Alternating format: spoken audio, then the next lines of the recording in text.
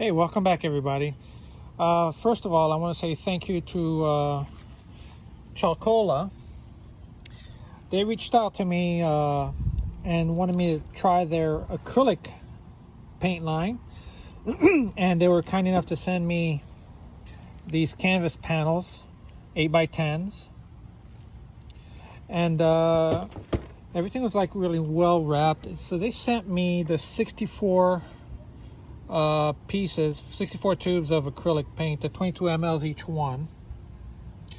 Now they started on 2014. They're an online company, and they have places in the UK where you could order, or in the United States. And apparently there's one more place. I'd have to look at it, and when I do the demo, I will tell you where's this other place. Now, this is how it comes, all these different colors. I highly doubt I'm going to use all these colors, but hey, you know what? It's nice to have. So apparently they're promoting this as a family-friendly paint. What's nice is that they have the rating, the Lightfastness, and also the color number, which is good. It's a plastic tubing.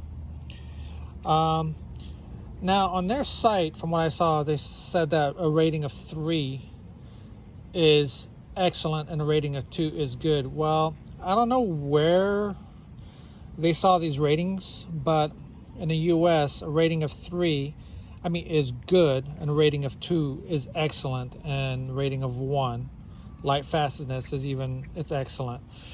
So I don't know if they're going by a different standard or not. I'd have to do some more research on that.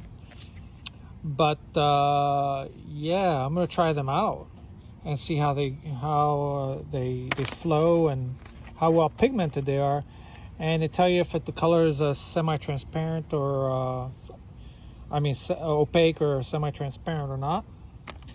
So we're gonna give these a test drive, and I will let you guys know how they feel. And apparently they're kid safe, acid free, they dry pretty quick, and they clean up very easy, apparently, according to the site. So wow, many different colors. So let's just see how this works out and give them a try. I'm always up for a painting demo, so let's have at it. So here are the colors. I have a cad yellow medium. So so far it's nice squeezing out of the tube. Everything's fresh. I got some red orange and scarlet red. I'm going to be playing with a lot of colors here. Not my typical palette, but having fun. Ultramarine blue. They squeeze pretty nice, I must admit. Some olive green, might as well use it. I only have like 64 colors to use. Not that I'm going to use every single one of them, but okay. That's burnt sienna, by the way. I always use burnt sienna most of the time. Burnt umber as well. And I'll be throwing in some titanium white to go with that. There you go. So they feel nice so far out of the tube, and this is what I'm going to be painting. I did this in oils on cardboard, believe it or not. So I'm going to try and duplicate that same painting, but with acrylic. So I'm working on an 8x10 canvas panel. Now this was given to me by Chalkola, and it came in a set of 15. And I'm not saying they're professional panels, but they're good to, like, if you want to do studies and stuff like that. If you want to take with you on a trip, like, let's say I went out somewhere and I just wanted some cheap panels to take with me. Those are great. All right, and they were a little bit rough. I had to sand them down a little bit, and plus, they did state, on their site, is mainly for craft and family work, but I mean, I found them to be nice. Actually, I'm not gonna lie here. I'm giving my honest opinion. I'm not doing this for their benefit. I'm just letting you know what I think of these paint. They actually went on pretty nicely. Okay, and as far as covering power, I was pretty convinced. I mean, the covering power is pretty good. And by what I mean by covering power is how well, when the paint goes in, or goes on, I'm sorry, they actually cover up the white, you know, as far as opacity and stuff like that. So I'm just starting off with this little sketch here, and I am looking at my reference photo. It's one that I picked off of, I think, what was it, Pixabay? You could go there, or Pixel, whatever, PEXEL.com. That's another one. So they went on really nice, and they do glide on very well, I have to admit. It's not like it was like, I feel like it's like halfway between heavy body and flow acrylics. It's right there in between, so I was happy about that. So excuse me. Well, as you can see, the paint's gliding on very well here, and I'm using a filbert, and I'm mixing some burnt umber and a little bit of red. I was going to put out more colors, but I'm like, it's, you know, I'm used to painting with very little color, so just that enough, just what I have up here was enough for me here. But I mean, 64 colors they sent me. They do sell them, and I think it's 24, 38, and 64, I believe. Don't quote me 100% on that. I will have the link to their site, and also I have a coupon to offer you. It's all, everything's gonna be in the description down on the bottom, and please don't forget to like and subscribe as well. You know, I always thank you guys for your support to help this channel grow. So they're giving me a coupon, so you could, you know, go online. They have stores in the US and the UK, and there was one more place. So, but you can find it on their stores, and it's pretty well organized, and they have a whole bunch of other craft, not just paint, I mean a whole bunch of other stuff. So now I'm just drawing out basically the outlines, just a rough draft of the sketch here, and just going on and putting on my lighter colors. Like I said, you see how this orange color is going very nicely over the brown. It's got good covering power. I'll give them that for a, you know, a midline paint, a student paint. I think they did pretty good. So now you will see, I'm painting, what are they called? Oh, I forgot the name of this flower. My goodness. Excuse me. Geraniums. That's what they are, geraniums. So I'm putting on the darks first, and then I'll be laying on like a little bit more pure red without the umber mixed into it. So because eventually I'm gonna put on a middle value and then some highlights above that, and those geraniums are like nearly pure red.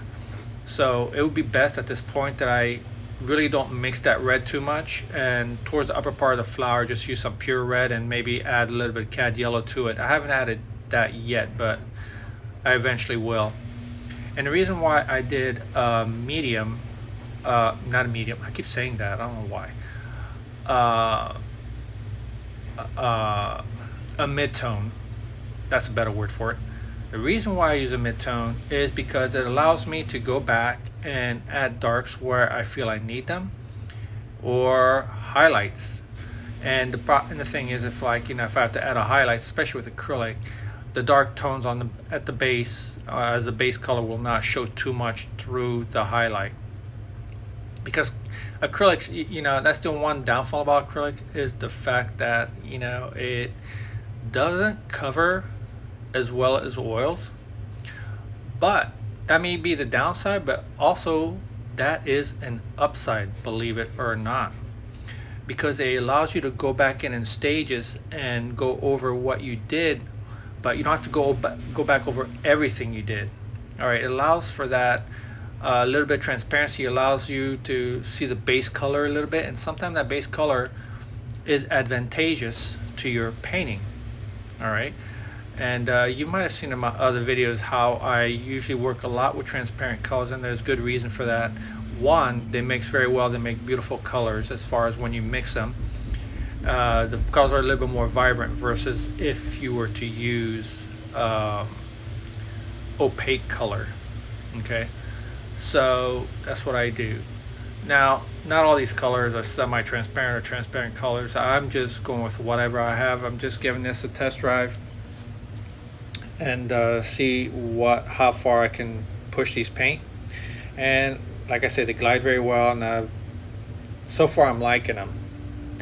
So, and the white actually was covered really good. I was pretty amazed with that, how well it covered. So, and the colors mix well together, and you'll see how eventually I will add the white into this, how it just covers well. So yeah, just make a little bit of purple. And now I usually tone down my purples with a little bit either the burnt sienna or burnt umber.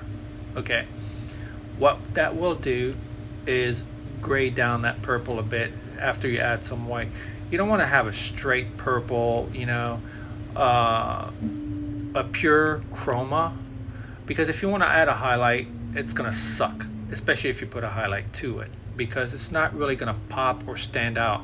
But when you dull down a color, any pure chroma that you add on top of that will really stand out. Okay, so just remember that. If you're gonna put a lot of highlights, I suggest that you dull down the color, the base color that's right gonna be below that highlight. So that being said, all right, again, I'm just trying to work. The doors were white on this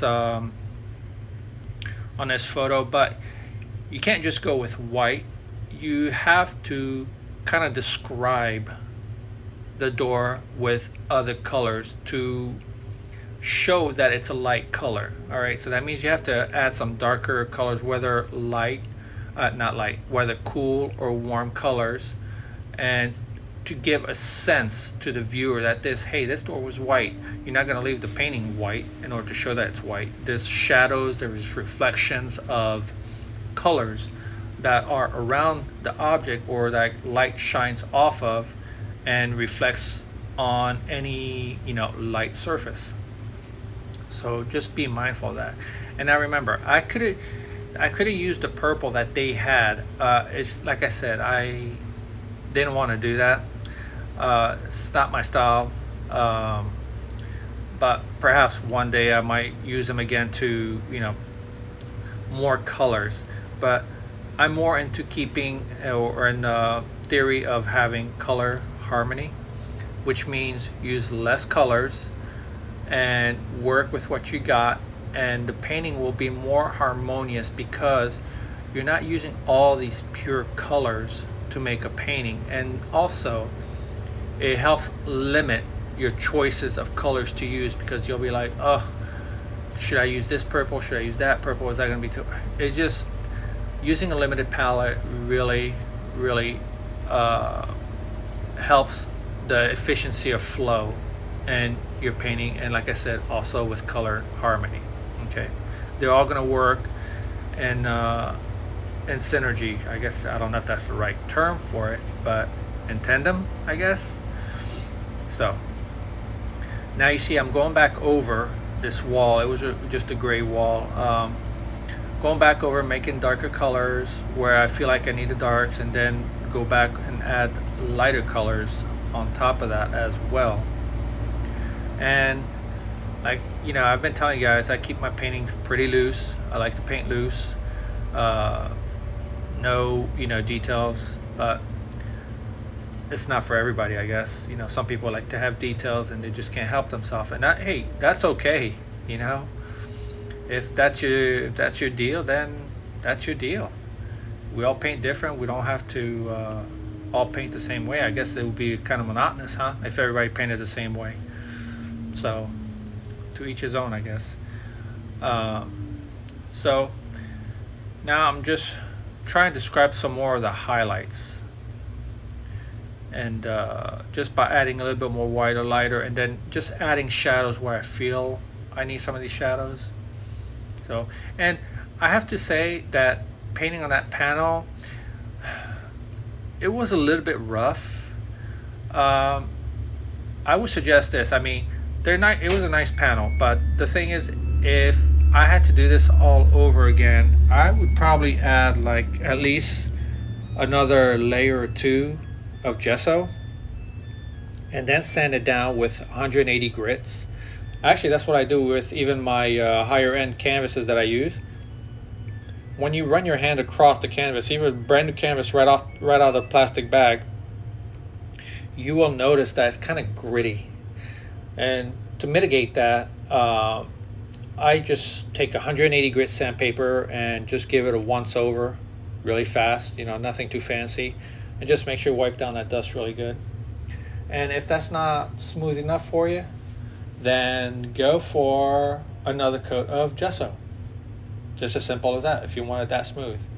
So I'm used to painting on wood panels, and it's nice. It's nice and smooth, the detail, and it absorbs the paint well. But sometimes, you know, I just get tired of just prepping these panels. Despite how nice they are, sometimes I just want to, you know, grab a panel and just paint.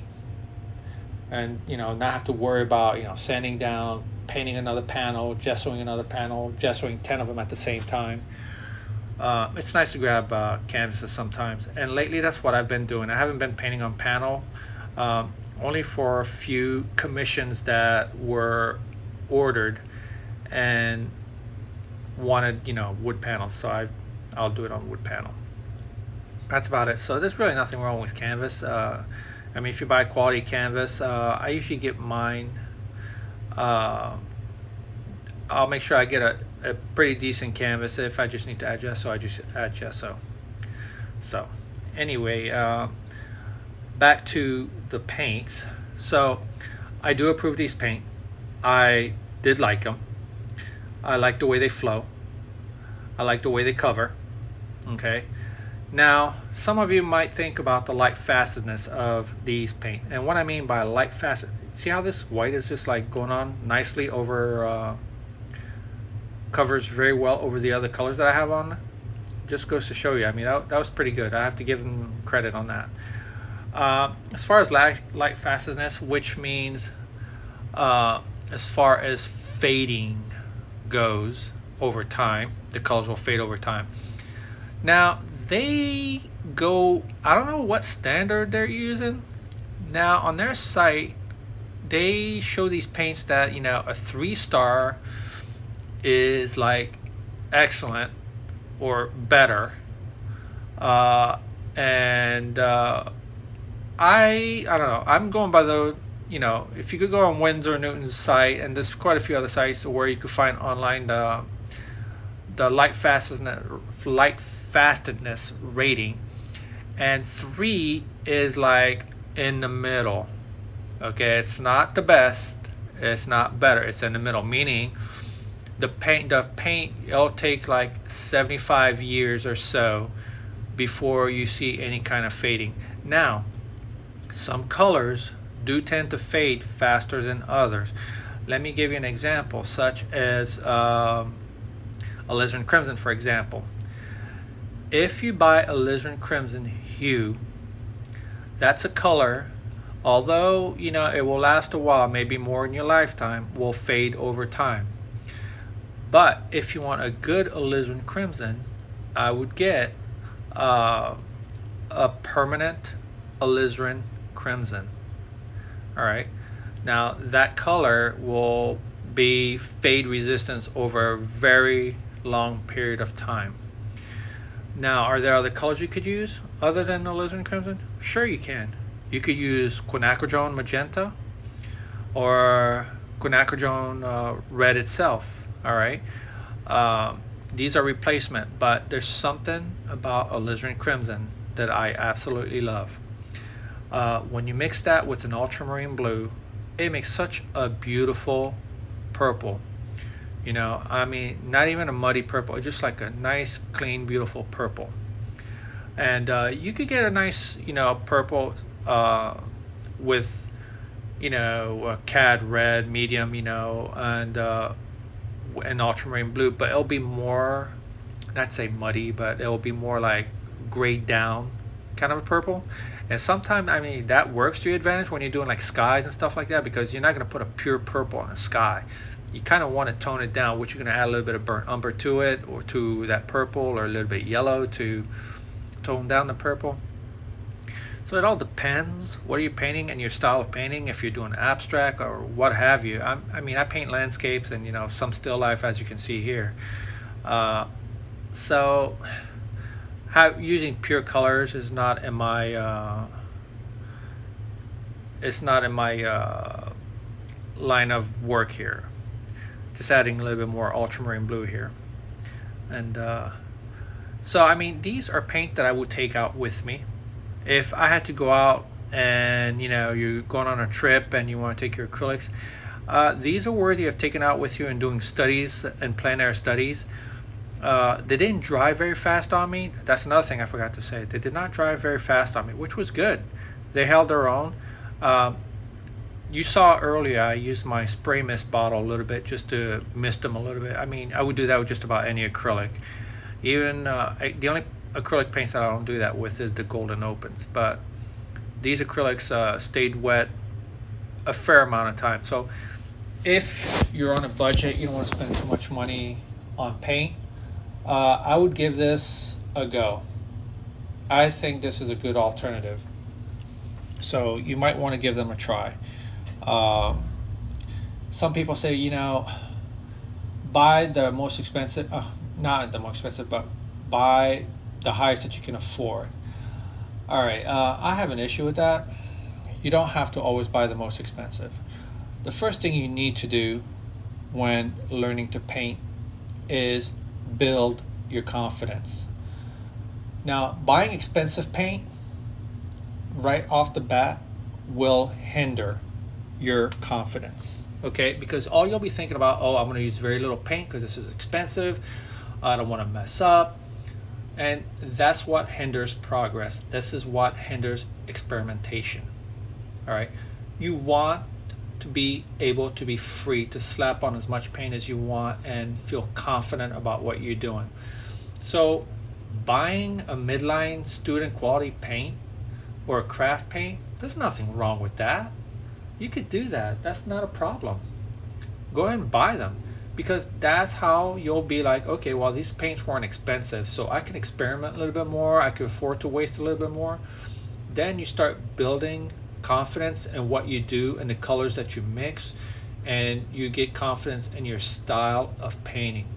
Once you do that, once you build that confidence, you know, and then who knows, sell a few pieces here and there, move up to the next you know, to the next tier of paint line, you know. But you don't have to do that right off the bat if you're just starting to paint. You know, there's this thing that, you know, I don't know why people keep saying that online, that, oh, buy the best that you can. No, build your confidence first. You know, I could give you the best brush, okay, but, you know, if you don't know how to use that brush, what good does it do for you, right?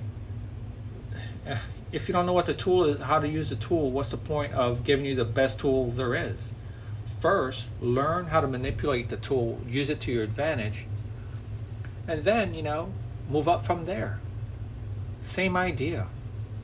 So just, you know, trying to tell you guys how, you know, give you a little bit of advice about confidence building. You know, from what I learned over the year, you know, everybody says buy this, buy that.